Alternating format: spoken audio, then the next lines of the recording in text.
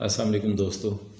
आज की इस वीडियो में मैं तीन पार्ट्स में इसको तकसीम करूंगा और ये पाकिस्तानी इलेक्ट्रॉनिक मीडिया और प्रिंट मीडिया के किरदार के बारे है। पहले पार्ट में हम ये बात करेंगे कि मीडिया को एक्चुअली क्या करना चाहिए और मीडिया एक्चुअली कर क्या रहा है, उनकी एक्चुअल जॉब क्या है और वो इस वक्त पाकिस्तान में क्या कर रहे हैं। और दूसरे पार्ट में मैं आपको माजी में ले चलूँगा और ये बताऊंगा कि ये बिल्कुल ऐसा ही किरदार, उस वक्त खैर प्रिंट मीडिया था, इलेक्ट्रॉनिक मीडिया नहीं था, बिल्कुल ऐसा ही किरदार तकरीबन इन्होंने बेनज़ीर भुट्टो साहिबा के पहले दौरे हुकूमत में, जो 1988 में उनकी गवर्नमेंट बनी, 1988 से 1990 तक, उन 2 सालों में बेनज़ीर भुट्टो साहब के साथ भी, उनकी हुकूमत के साथ भी तकरीबन यही रवैया रखा उस वक्त के प्रिंट मीडिया ने। और फिर बेनज़ीर भुट्टो साहिबा जब दोबारा इक़्तिदार में आई, 2 ही साल बाद, 2.5 साल बाद, जब नवाज शरीफ साहब की असम्बलियाँ भी बर्खास्त हो गई ग़ुलाम रसाल ख़ान के हाथों, तो दोबारा जब इक़्तिदार में आई तो इस प्रिंट मीडिया को, या जो उस वक्त का मीडिया था, उनके साथ उन्होंने क्या किया।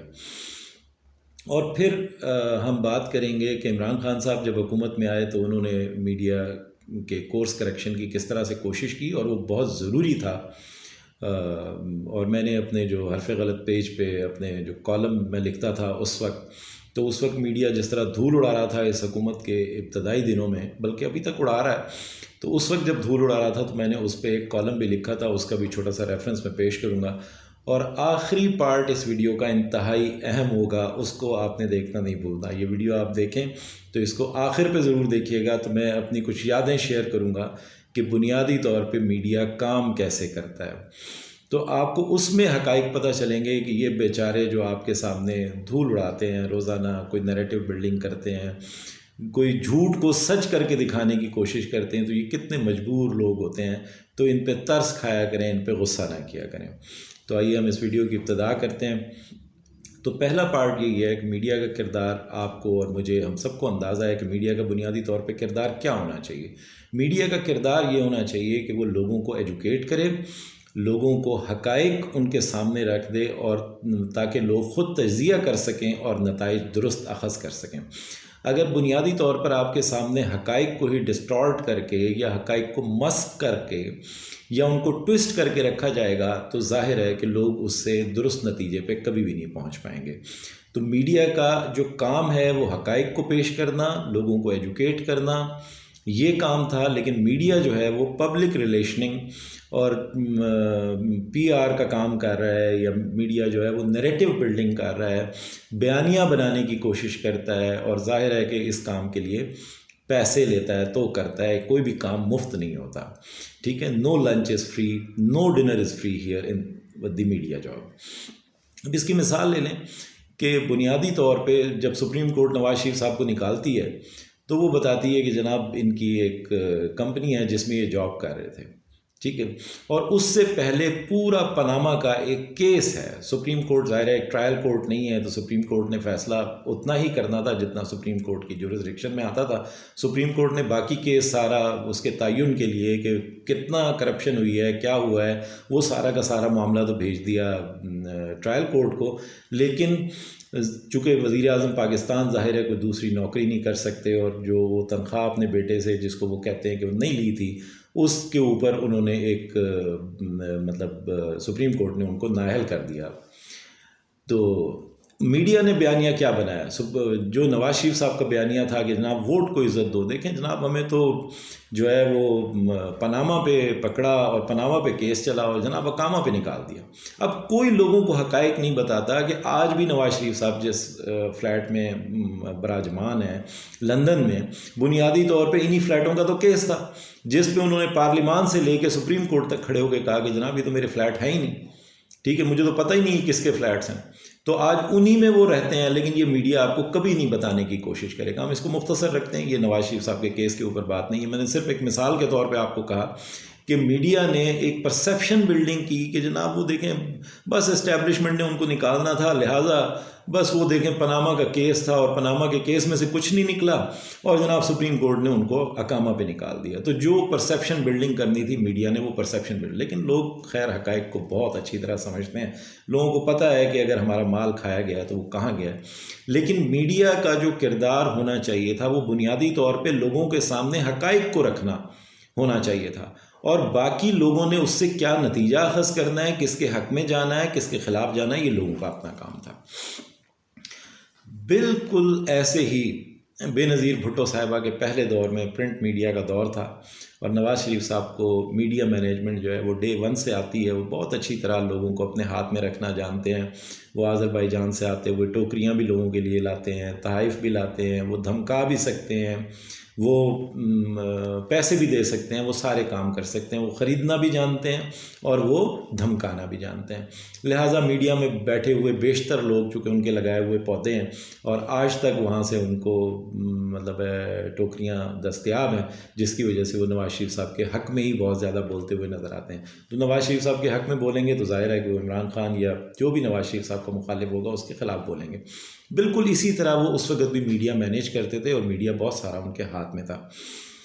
आर्म ट्विस्टिंग भी वो बहुत अच्छी कर लेते थे। कम अज़ कम अब आज के नौजवानों को तो याद नहीं होगा, लेकिन जो हमारी एज के लोग हैं उनको बहुत अच्छी तरह से याद है कि उस दौर में भी नवाज़ शरीफ साहब ने जंग को नाकों चने चबवा दिए थे और जंग का पेपर भी रोक लिया था और जंग के इश्तिहारात भी रोक लिए थे। और यही जंग अखबार एक सिंगल पेज पे छपने पर आ गया था। इनके पास कागज़ भी नहीं होता था कि ये अखबार को छाप सकें। यानी इस तरह आर्म ट्विस्टिंग भी कर लेते थे, बाजू मरोड़ के भी अपने मकसद के लिए किसी को सीधा कर लेते थे, और जो पैसे लेके सीधा होता था उसकी तो क्या ही बात थी। तो उस वक़्त बेनज़ीर भुट्टो साहिबा की हुकूमत के ख़िलाफ़ भी बहुत ज़्यादा एक मीडिया मुहिम थी। अखबारात ने पता नहीं उनको वो ऐसे लगता था जैसे दुनिया की शायद सबसे करप्ट हुकूमत यही है, बहुत नाअहल हुकूमत यही है। एक तूफ़ान खड़ा किया हुआ था। तो बेनज़ीर भुट्टो साहिबा भी एक ज़ाहिर है बहुत पढ़ी लिखी खातून थी और उनको सियासत पे उबूर था और उनको पता था कि इनको मैनेज कैसे करना है। तो जैसे ही उनकी दूसरी हुकूमत आई, ये सारी बातें आपके लिए नहीं होंगी, जैसे ही उनकी दोबारा हुकूमत आई उन्होंने सिर्फ एक काम किया जिससे ये मीडिया घुटनों पर आ गया, घुटनों के बल आ गया। बेनज़ीर भुट्टो साहिबा ने बल्कि ये बात बताने से पहले मैं आपको थोड़ा सा एजुकेट कर दूँ इस मामले पे कि आप अखबारात के जब अखबार को देखते हैं तो अखबार के माथे पे, माथा हम उसको कहते हैं जहाँ अखबार का नाम लिखा होता है, जैसे फ़र्ज़ करें जंग लिखा हुआ है, जंग लाहौर, जंग इस्लामाबाद या जंग मुल्तान, तो उसके नीचे एक वर्ड लिखा होता है ABC सर्टिफाइड। तो ABC सर्टिफाइड जो है वो ऑडिट ब्यूरो सर्टिफिकेशन को कहते हैं। ये ऑडिट ब्यूरो सर्टिफिकेशन बुनियादी तौर पे होती क्या है? ये पाकिस्तान का जो PID डिपार्टमेंट है, पाकिस्तान इंफॉर्मेशन डिपार्टमेंट है, इस्लामाबाद में वफाकी इदारा है, वो बुनियादी तौर पे अखबारात के इश्तिहारात के लिए उनकी ऑडिट करवाता है कि उनकी सर्कुलेशन कितनी है। मैं इसको आपको सादा अल्फाज में बताऊं कि फ़र्ज़ करें नवाए वक्त मुल्तान से छप रहा है, नवाए वक्त जो है वो इस्लामाबाद से भी छप रहा है, जंग मुल्तान में भी छप रहा है, इस्लामाबाद में भी छप रहा है, जंग कराची भी छपता है। तो PID डिपार्टमेंट जो है ऑडिट ब्यूरो सर्टिफिकेशन के थ्रू बुनियादी तौर पर ये तय करता है कि इस अखबार की इस जगह से जो सर्कुलेशन है, यानी ये कितनी तादाद में छपता है। फ़र्ज़ करें इस्लामाबाद से 10,000 जंग अखबार छपता है, 20,000 छपता है, 2 लाख छपता है, वट एवर द नंबर में भी, वो अखबार कितना छपता है उस एतबार से उनके सरकारी रेट्स तय किए जाते हैं कि पर स्क्वायर इंच इश्तिहार का रेट क्या होगा। यानी जितनी ज़्यादा सर्कुलेशन है उतना ज़्यादा उनका पर स्क्वायर इंच रेट होगा। फ्रंट पेज का रेट क्या होगा, बैक पेज का रेट क्या होगा पर स्क्वायर इंच, इन साइड पेजेस का रेट क्या होगा। ये PID डिपार्टमेंट का काम है कि वो किसी भी अखबार की, प्रिंट मीडिया में किसी भी अखबार की ऑडिट ब्यूरो सर्टिफिकेशन करता है और वो ये देखता है कि इसकी सर्कुलेशन इस सर्टेन एरिया में या इस बेस पॉइंट से कितनी है। फ़र्ज़ करें इस्लामाबाद में जंग जो है वो 20,000, 25,000, 50,000, लाख, 2 लाख कितना छप रहा है ताकि उसके रेट का पर स्क्वायर इंच तयन किया जा सके। तो जितनी ज़्यादा सर्कुलेशन है रेट भी पर स्क्वायर इंच उतना ही ज़्यादा होगा। तो मैं यहाँ पे दरमियान में ये कहना चाहूँगा कि जो बहुत बड़े बड़े चौगादरी आपको, मुझे और सारी कौम को इन्होंने आगे लगाया हुआ है और ये बताते हैं जनाब सारी दुनिया करप्ट है सिवाय इनके। ये जो सहाफ़ी हजरात या ये जो अखबारात और टीवी वाले ये हमें बताते हैं कि जनाब वो फ़लाँ ने ऐसे कर दिया, फ़लाँ ने ऐसे कर दिया। बखुदा अगर कोई हुकूमत, बल्कि मैं इस वीडियो के थ्रू इस हुकूमत से ये भी मुतालबा करता हूँ और आपको भी मुतालबा करना चाहिए, क्योंकि ये ज़ाहिर है मेरी और आपकी जेब से जाने वाला पैसा है, क्योंकि ये वो पैसा है जो हम टैक्स की सूरत में गवर्नमेंट को देते हैं और गवर्नमेंट इश्तिहारात की सूरत में इन लोगों को देती है कि इनकी बेनज़ीर भुट्टो साहिबा के नक्शे कदम पे चलते हुए इनकी ऑडिट ब्यूरो सर्टिफिकेशंस को रियलाइज़ किया जाए, एक्चुअलाइज़ किया जाए, तो आप यकीन करें कि ये शायद अपने अखराजात भी पूरे ना कर सकें मुतअद्दिद इदारे। अब होता क्या है कि एक अखबार अगर 20,000 छप रहा है तो उसकी ऑडिट ब्यूरो सर्टिफिकेशन जो है वो 2 लाख है, 3 लाख है, अप्रूव हुई हुई है, यानी वो 20,000 छपता है, एक्चुअली 20,000 छपता है, लेकिन वो 2 लाख, 3 लाख, 5 लाख के ऊपर उसकी audit bureau certification PID department ने की हुई है और उसी की निस्बत से उनको उस रेट के ऊपर इश्तिहार मिलते हैं। बेनज़ीर भुट्टो साहिबा ने क्या किया? बेनज़ीर भुट्टो साहिबा ने कहा कि बुलाएं जी इन अखबार वालों को और इनको कहा कि जनाब हम आपके जो प्रेस है ना, जहाँ पे आपका अखबार छपता है, उसके बाहर हमारा PID डिपार्टमेंट का एक बंदा हम बिठाएंगे ऑडिट ब्यूरो सर्टिफिकेशन वाला। आपका अखबार 10,000 छपता है, उसके हिसाब से आपका रेट होगा। आपका अखबार 1 लाख छपता है, उसके हिसाब से रेट होगा। 10 लाख छपता है, बिस्मिल्लाह, हमें कोई एतराज़ नहीं, हम उसके मुताबिक आपको रेट दे देंगे। तो इनको तो पता है कि ये 10,000 छाप के 1 लाख की सर्कुलेशन लिए बैठे हैं और बहुत ज़्यादा मतलब ज़्यादा रेट्स के हिसाब से ये लोग मतलब इनके रेट्स तय हैं बहुत ज़्यादा सर्कुलेशन के हिसाब से, जबकि इनकी एक्चुअल सर्कुलेशन वो नहीं होती। तो हुआ क्या कि इनको अंदाज़ा हो गया कि बेनज़ीर भुट्टो साहिबा इनके साथ करने क्या जा रही हैं। ये घुटनों के बल आ गए और इन्होंने बीबी को कहा, बीबी हुक्म करें, मसला क्या है? तो बीबी ने इनको सिर्फ यही कहा कि इंसान के बच्चे बने, आप हमारी हुकूमत के साथ कर क्या रहे हैं कि आपने जो हम नहीं भी कर रहे वो भी आप हमारे खाते में डाल रहे हैं। आपने हमें दुनिया की सबसे बदतरीन हुकूमत डिक्लेयर किया हुआ, सबसे ज़्यादा नाअहल हुकूमत डिक्लेयर किया हुआ। ये घुटनों के बल आ गए और फिर बीवी के अगले 2 साल जो है वो बड़ी मुनासिब सूरत हाल में गुजरे। तो जब ये हुकूमत आ रही थी, इस हुकूमत का भी इनको 2 वजूहात हैं, क्योंकि मैं ज़ाती तौर पे मैं ऐसा कर नहीं सकता जी। मैं आपको सादा बात ये बताऊं कि मैं इमरान खान के हक़ में हूँ। मेरा बायस या मेरा जो तासुब है या जो मेरी जानिबदारी है वो मेरी हर बात में झलकती है, और वो इसलिए कि मैं ज़ाती तौर पे ये समझता हूँ कि इमरान खान साहब जो हैं वो पाकिस्तान के हक़ में बहुत बेहतर इंसान हैं, बहुत बेहतर हुक्मरान हैं। और मैंने जैसा पहले भी वीडियो में कहा कि यही मेरे बच्चों का और मेरा मुल्क है। अगर ये मुल्क तरक्की करेगा, अगर ये मुल्क इज़्ज़त के साथ अक़वाम आलम की सफ़ में खड़ा होगा, तो मेरी और मेरे बच्चों की इज़्ज़त में भी इजाफ़ा होगा, उनके रिज़्क़ और रोज़ी और तौक़ीर में भी इजाफ़ा होगा। तो ज़ाहिर है मैं इमरान खान साहब को पसंद करता हूँ, सादा बात है। और इसके बाद मैं आपको बताना चाहूँगा कि जो कुछ मीडिया अब धूल उड़ा रहा है, इन्होंने बिल्कुल इब्तदान वो धूल उड़ाना शुरू की क्योंकि इनको अंदाज़ा था कि इमरान खान की हुकूमत भी कुछ ऐसा ही इनके साथ करेगी, क्योंकि ये ज़ाहिर है। तो इमरान खान साहब की हुकूमत ने क्या किया, मैं अब यहाँ इस वीडियो में मतलब ज़ाती गुफ्तगू में तो दोस्तों के साथ जिक्र कर देता हूँ और उनको कहता हूँ कि फ़लाना चैनल कभी आपने अपनी ख्वाहिश से उसको लगा के देखा, यानी उसको ट्यून इन किया है कि मैं फ़लाने चैनल को देख लूँ। आप मेजर चंद चैनल्स को तो देखते हैं क्योंकि उन पे ज़ाहिर है बड़े बड़े टॉक शोज़ होते हैं, बहुत सारी आपकी एंटरटेनमेंट के लिए बहुत सारी चीज़ें होती हैं, उनको तो आप देख लेते हैं। कई ऐसे चैनल्स हैं जिनका मैं अब यहाँ वीडियो में नाम नहीं लूँगा, लेकिन आप पाकिस्तान के चैनल्स की फहरिस्त को देखें, उनमें ऐसे भी चैनल्स हैं जिनको आपने ज़ाती तौर पे कभी ट्यून इन करके भी नहीं देखा होगा। उन चैनल्स का भी जो सरकारी रेट था वो उस वक़्त 2 लाख 2.5 लाख पर मिनट, जी 2-2.5 लाख पर मिनट सरकारी इश्तिहार का रेट था। अब इस बात की भी मैं आपको वजाहत कर दूं कि हर 40 दिन के बाद पोलियो की एक मुहिम चलती है। वजारत सेहत उस वक्त होती थी। वजारत सेहत का बहुत बड़ा बजट होता है जो एडवर्टाइजमेंट के ऊपर होता है। कभी उनकी पोलियो के ख़िलाफ़ कैंपेन आ रही है, कभी उनकी एड्स के ख़िलाफ़ कैंपेन आ रही है, कभी मलेरिया के ख़िलाफ़ कैंपेन आ रही है, कभी डेंगू के ख़िलाफ़ कैंपेन आ रही है, ठीक है, कोई वैक्सीनेशन है उसके ख़िलाफ़ कैंपेन आ रही है। तो वो उस कैंपेन के जो इश्तिहारात हैं, मैं उसमें से मिसाल लूँगा सादा सी पोलियो पोलियो की एक मिसाल लूँगा। पोलियो की मुहिम जो है वो हर 40 दिन के बाद चलती थी और हर 40 दिन के बाद उसके इश्तिहारात आते थे। तो अब जो बात मैं आपको कहने जा रहा हूँ बड़ी आपके लिए हैरान कुन होगी कि मिसाल के तौर पे एक ऐड चलता है जिस ऐड के अंदर ये बताया जाता है कि पोलियो जो है वो एक लाइलाज मर्ज़ है, लिहाजा एहतियात कीजिए और अपने बच्चों को पोलियो ड्रॉप्स पिलवाइए। अब ये 15 सेकंड का एक क्लिप है। अब ये 15 सेकंड का एक क्लिप अगर 4 बार टीवी की स्क्रीन पर चल गया है तो ये 1 मिनट पूरा हो गया। अब मैं अपने मीडिया के दौर की बात कर रहा हूँ। While I was working for the electronic media as resident director of Rang and Ajrak TV, उस वक्त जियो न्यूज़ का जो रेट तय था गवर्नमेंट के साथ वो पर मिनट 90,000 रुपये था। कितना? 90,000 पर मिनट इस इश्तिहार का रेट तय था। यानी ये 15 सेकंड का टुकड़ा महज 4 बार अगर टीवी पे चल गया है तो 90,000 उनके सरकारी ख़जाने से उस टीवी को चले जाएंगे।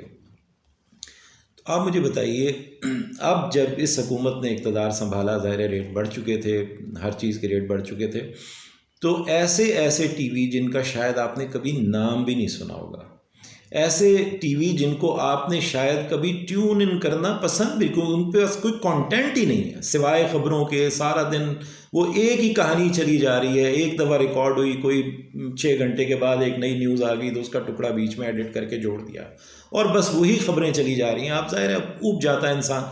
आपने कभी भी उस मीडिया को या उस टीवी को ट्यून इन नहीं किया होगा। तो वो टीवी भी इस वक्त 2,10,000, 2,50,000, 2,00,000, 1,90,000 पर मिनट के हिसाब से सरकारी रेट था। जैसे ये हुकूमत आई, फवाद चौधरी साहब इंफॉर्मेशन मिनिस्टर बने, उन्होंने जनाब इनको रेट्स को रियलाइज़ किया और उन्होंने कहा जनाब आप देखें व्यूअरशिप आपकी हम देखते हैं, जिस तरह अखबारात की ऑडिट ब्यूरो सर्टिफिकेशन होती है इस तरह इनकी व्यूअरशिप जो है वो असर्टेन की जाती है कि कितने लोग इनको देखते हैं। तो मैं जो इश्तिहार देने जा रहा हूँ तो उस इश्तिहार का बेनिफिट क्या होने जा रहा है, कितने लोगों तक मेरा मैसेज कन्वे हो रहा है। तो उन्होंने इस पे बात की कि जनाब हम आपको रियलाइज़ करेंगे और जितना आपका शेयर बनता है उतना। तो मैं ऐसे टीवीज़ को जानता हूँ जिनको 2,10,000, 1,90,000, 2,50,000 रुपये तक भी रेट मिला हुआ था, वो एक्चुअलाइज होके 10,000 रुपये पर भी आ गया पर मिनट। 10,000 रुपये, यानी 2,10,000 से 10,000 रुपये। इसी तरह बहुत सारे लोगों को, तो ज़ाहिर है मीडिया को बहुत तकलीफ़ हुई। तो सहाफ़ती तंजीमें भी ज़ाहिर है हम खुद उसका हिस्सा हैं, रहे हैं। तो सहाफ़ती तंजीमें क्या करती हैं, वो भी उनको पता है कि मतलब हमारे जो साहिबान हैं, जो मालकान हैं, वो उनको आगे लगा देती हैं। उन्होंने आपने देखा कि वो पकोड़े तल रहे थे, वो कुछ कर रहे थे, एहतजाज कर रहे थे कि जनाब वो हमारा इश्तिहारात में देखें हिस्सा कम कर दिया गया है। वो जो चैनल है वो डाउन साइजिंग करने लगे, उन्होंने 10-20 साफ़ी निकाल दिए 50-100 में से, ये हो गया फलां हो गया। तो फवाद चौधरी साहब ने एक बड़ी सादा बात कही कि देखें आप एक कमर्शियल ऑर्गेनाइजेशन है, जिस तरह किसी भी दूसरे कमर्शियल इदारे को या कारोबारी इदारे के नुकसान की हुकूमत ज़िम्मेदार नहीं है और हुकूमत उनको पैसे देने की पाबंद नहीं है कि अगर आपका बिज़नेस जो है वो प्रॉपर नहीं चल रहा या आपने उसकी प्रॉपर फिजिबिलिटी नहीं बनाई और आपके अखराजात ज़्यादा हैं किसी भी कारोबार में और आपकी आमदन कम है, तो हुकूमत उस गैप को फुलफ़िल करने के लिए हुकूमत का काम नहीं है, क्योंकि ये ज़ाहिर है कौम का पैसा है, टैक्स का पैसा है, तो हम आपको ऐसे ही उठा के बांट नहीं सकते। तो आहिस्ता आहिस्ता वो धूल बैठ गई, किसी और तरफ मामला चल गए। तो मीडिया इस तरह से काम करता है। जो बात मैं अभी आपको बताने जा रहा हूँ ये इंतहाई इम्पॉर्टेंट है, ये किसी लतीफ़े से कम नहीं है। ये जो आपको बड़े बड़े जवादरी और चौधरी बैठे हुए टीवी पे नज़र आते हैं एंकर्स की सूरत में, ये एक अलग ब्रीड है। और जो रिपोर्टर है, सहाफ़ी है नॉर्मल लेवल का, उस बेचारे को तो मिलता ही कुछ नहीं है। उसकी तो 15,000 20,000 रुपये तनख्वाह होती है। और आप यकीन करें कि ये बड़े बड़े इदारे जो सारी दुनिया को बता रहे होते हैं कि जनाब ये कोई हक़ के बड़े अलमबरदार हैं, बड़े मुजाहिद हैं और जिहाद कर रहे हैं और मतलब कलमे हक़ कह रहे हैं किसी जाबिर हुक्मरान के सामने, इनकी अपनी औकात और असलियत क्या है। 20,000 और 15,000 रुपये की खातिर एक जर्नलिस्ट, एक सहाफ़ी जो जॉब कर रहा होता है किसी अखबार में या किसी टीवी पर, नॉर्मली तो ये होता है ना अखबारात में या टीवियों पे कि बस पैसे ना मिलने वाली बात है, लोग शौकिया भी कर रहे होते हैं बेचारे कि चलो कोई नहीं किसी और तरफ से कमा लेंगे चाय पानी की सूरत में। लेकिन अगर किसी की 15-20 हज़ार रुपये भी तनख्वाह है तो आप यकीन जानिए कि जून की तनख्वाह यानी माह जून की तनख्वाह अगर अक्टूबर की 28 को भी मिल जाती थी तो ये गनीमत जाना जाता था कि चलो यार 3 महीने बाद ही सही, 4 महीने बाद ही सही मिल गई है। और ऐसे ही यहाँ तनख्वाहें मिलती थी। आप किसी से भी कंफर्म कर सकते हैं कि ये किस तरह काम करते हैं। दूसरा काम कैसे होता है, ये जो बड़े बड़े जुगादरी बैठे होते हैं ना एंकर्स हजरात की सूरत में, ये पहले तो रिपोर्टर्स की खबरों के ऊपर एक पूरा समा बांध देते हैं और फिर ये फैक्ट्स को ट्विस्ट करते हैं, जो एजेंडा इनके पास आया हुआ होता है ये उसके मुताबिक ट्विस्ट करते हैं। मैं आपको लतीफ़ा है ये, मैं आपको मिसाल बता रहा हूँ और बिल्कुल अपनी पर्सनल ज़ाती मिसाल बता रहा हूँ। तो मैं रेजिडेंट डायरेक्टर था उस वक्त, कुल 5-6 ही टीवी थे इस्लामाबाद में, तो मैं रेजिडेंट डायरेक्टर था रंग और अजरक टीवी का। और रंग और अजरक टीवी के जो मालिक थे वो हलीम आदिल शेख साहब थे माशाल्लाह हलीम आदिल शेख साहब अब तहरीक इंसाफ के एमपी हैं और वो अब जो है ना वो इंसाफ का आलम बुलंद कर रहे हैं इमरान खान साहब के साथ, सिंध से, कराची से। वो उसके मालिक थे। उस वक्त वो काफ लीग में थे, ठीक है। चौधरी शुजात साहब के और परवेज़ इलाही साहब से उनके बहुत अच्छे ताल्लुकात थे और मुशर्रफ साहब के वो अरादतमंद थे। ज़ाहिर काफ लीग की हुकूमत थी, मुशर्रफ साहब के तो सारे ही अरादतमंद थे वो। तो जिस दिन हमने ज्वाइन किया पहले दिन ही उन्होंने बता दिया कि अकमल साहब देखें ये जो हमारा हम जो है ना, आपको पता है काफ लीग के साथ हैं और आपको पता है कि मुशर्रफ साहब के हम साथ हैं, तो ये एरिया ऐसा है जो जिसको आपने नहीं छूना है, यानी इनके ख़िलाफ़ नहीं जाना है, कोई ख़बर इनके ख़िलाफ़ नहीं आनी चाहिए, कोई बात इनके ख़िलाफ़ नहीं आनी चाहिए, उसके अलावा बाकी आप खेल सकते हैं। तो बाकी खेलने को था क्या। आप यकीन कीजिए कि मुशर्रफ साहब की जो मकबूलियत है, मैं ज़ाती तौर पे उनको तब भी पसंद करता था, अब भी पसंद करता हूँ। बड़े साफ गो मतलब हुक्मरान थे। गलतियाँ कोताहियाँ हर किसी से हुई हैं, उनसे भी हुई हैं, बहुत गलत पॉलिसियाँ भी उनकी रही हैं, लेकिन एक पर्सन की हैसियत से मैं उनको पसंद करता था, तब भी पसंद करता था। मुशर्रफ साहब की मकबूलियत एक वक्त में इंतहा से कम हो गई थी, इंतहा से कम। लाल मस्जिद के वाक़े के बाद ख़ास तौर पे और अफ़गानिस्तान में जो है वो समझें अमेरिका को गिवन करने के बाद, सरेंडर करने के बाद उनकी मकबूलियत इंतहाई कम हो गई थी। अब मीडिया कैसे काम करता है आपको इसे एक मिसाल से समझ आ जाएगी। अब चूँकि हमारे मालकान जो हैं वो मुशर्रफ के साथ थे, तो हमें ऊपर से हुक्म आता था, कराची से टेलीफोन आता था हलीम आदिल शेख साहब का कि अकमल साहब अस्सलाम वालेकुम सलाम, अकमल साहब सर्वे करवा लीजिए। अब वो मुशर्रफ साहब के कोई भी सवाल, मिसाल के तौर पे वो कहते हैं कि जी मुशर्रफ साहब अच्छा कर रहे हैं या बुरा कर रहे हैं, फ़र्ज़ करें ये एक सवाल है, तो ये सर्वे करवा लीजिए और 70-30 का रेशो बना के भेज दीजिएगा। ओके जी, हमें बात समझ आ जाती थी कि हमने क्या करना है। वो 70-30 का रेशो हम इस तरह बनाते थे कि एक रिपोर्टर और एक कैमरामैन को F6 में ही सुपरमार्केट के साथ ही हमारा ऑफिस था, वहाँ से हम सुपरमार्केट भेज देते, रोड पे भेज देते। वो बच्चे दोनों जाके 100 लोगों से फ़र्ज़ करें ये सवाल करते कि मुशर्रफ साहब की हुकूमत अच्छी है या मुशर्रफ साहब की हुकूमत बुरी है, तो 93 लोग 100 में से 93 लोग ये जवाब देते कि नहीं जी बहुत ख़राब हुकूमत है। क्योंकि मैंने बताया आपको कि मुशर्रफ साहब की मकबूलियत उस वक़्त इंतहा से ज़्यादा कम हो चुकी थी और शायद 7 लोग इस बात का जवाब देते कि नहीं मुशर्रफ साहब जो है ना वो बहुत अच्छी हुकूमत है उनकी। तो हम क्या करते थे, 93 में से 90 ओपिनियन उड़ा के 3 इधर से पैच लगाते थे एडिट करके और 7 जो है ना पार्ट्स वो लगा देते थे जिसमें लोग कहते बहुत अच्छा कर रहे हैं। तो 10 लोगों का टोटल जो है ना सर्वे बना के और हम FTP कर देते और वो वहाँ से चल जाता।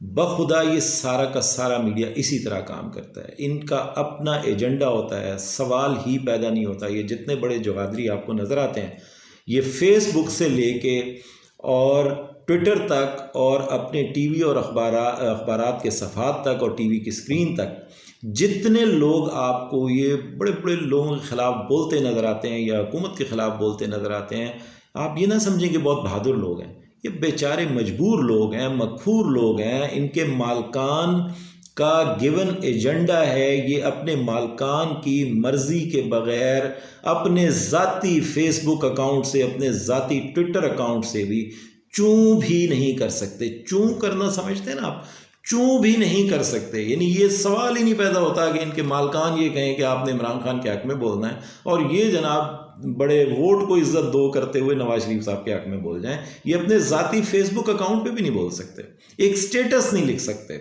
आप इस बात को तो छोड़िए कि ये जनाब कोई अपनी टीवी की स्क्रीन पे मालकान के एजेंडा के बगैर जो है ना, मालकान कौन है? मालकान वही लोग हैं जो बेशतर जो हैं पहले कारोबारी लोग थे, उनको पहले मीडिया जो है ब्लैकमेल करता था, फिर उनमें से बेशतर ने हद से ज़्यादा ब्लैकमेल होके पैसे दे दे के आखिर में थक के किसी से पूछा, यार अपना अखबार किन्ने का निकलता है? वो किसी ने दसिया कि जी 5 करोड़ का निकलना है। उन्हें कड्डो यार, अपना कड्डो। तो इनमें से बेशतर तो आपको पता है बड़े बड़े कारोबारी इदारे हैं जिन्होंने उठा के बाद में अपने चैनल बना दिए। उसके दो फ़वायद हुए, एक तो उनको ज़ाहिर है कि जो उनका पिछला कारोबार है उसके ऊपर कोई हाथ नहीं डाल सकता, क्योंकि ज़ाहिर है मीडिया की चौधराहट है, ब्लैकमेलिंग है। और दूसरी तरफ ये है कि मीडिया बज़ाते खुद बहुत आसान है। मैं इस पर एक अलग वीडियो करूँगा, ये बहुत तवील हो गई, इस पर एक अलग वीडियो करूँगा कि ये क्यों आसान तरीन काम भी है जो न्यूज़ की प्रोडक्शन है, और ये क्यों सिर्फ न्यूज़ के ऊपर और करंट अफेयर्स के ऊपर इतनी ज़्यादा तवज्जो दिए हुए हैं, क्योंकि ये आसान तरीन काम है और सस्ता तरीन काम है टीवी मीडिया या इलेक्ट्रॉनिक मीडिया के हवाले से। तो मीडिया सिर्फ इसी तरह काम करता है। बिल्कुल ये जो जितनी धूल उड़ाई जा रही है, जितना फैक्ट्स को ट्विस्ट किया जा रहा है, कि इनके मालकान का एजेंडा होता है। और मालकान ज़ाहिर है एक कमर्शियल ऑर्गेनाइजेशन है, वो एक कारोबार कर रहे हैं, तो उस कारोबार में उन्होंने ये देखना है कि हमें पैसे कहाँ से आ रहे हैं। उनका इस बात से कोई ताल्लुक़ नहीं है जनाब कि आपकी एजुकेशन होती है या नहीं होती, आप तक हक़ाइक़ पहुँचते हैं नहीं पहुँचते। उनको ये पता है हमें पैसे कहाँ से पहुँचते हैं, जिधर से उनको पैसे पहुँचते हैं सो वो उधर को सारा कुछ लुढ़का देते हैं। तो आप ज़रा होशियार बाश, आप अपनी आँखें खुली रखें, दिमाग को खुला रखें, ख़ुद चीज़ों को इवेल्युएट किया करें कि ये जो बात कर रहे हैं कि इसमें कितनी हक़ानियत हो सकती है। ठीक है, अल्लाह आपका हामी व नासिर हो। बहुत खुश रहें। अगली वीडियो में या किसी अलग वीडियो में मैं मतलब इस मौजू के ऊपर मज़ीद भी कुछ बात करूँगा।